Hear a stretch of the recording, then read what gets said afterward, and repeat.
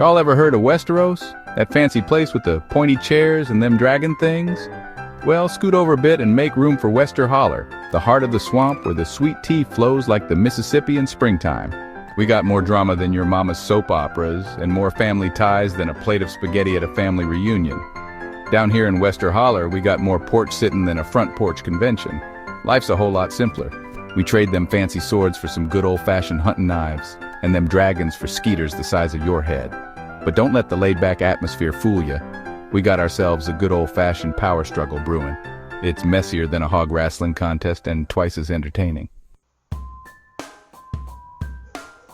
First up, we got Ned Stark, the king of the porch. He's got himself the biggest, comfiest porch swing in the whole holler and a heart bigger than a watermelon.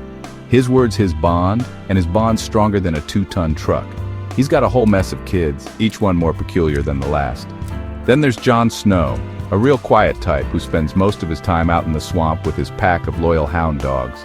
Nobody's quite sure where he came from, but he's got a good heart underneath that layer of swamp mud. He's always looking out for the little guy, even if it means getting on the wrong side of the law. Now Sansa, she's a dreamer. She spends her days thumbing through those romance novels hoping one day her prince will come.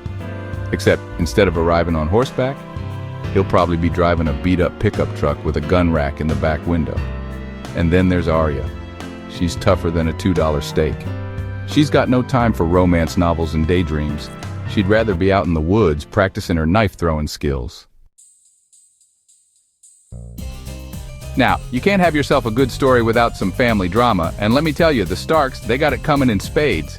Seems like every other week there's a new feud erupt over something. Maybe it's who makes the best BBQ sauce or whose turn it is to mow the lawn. Then there's the Lannisters, the richest family in Holler. They live in a double-wide trailer with their own above-ground pool, and they think they're better than everyone else. They're always looking for a way to make a quick buck, even if it means stealing it from their own kin.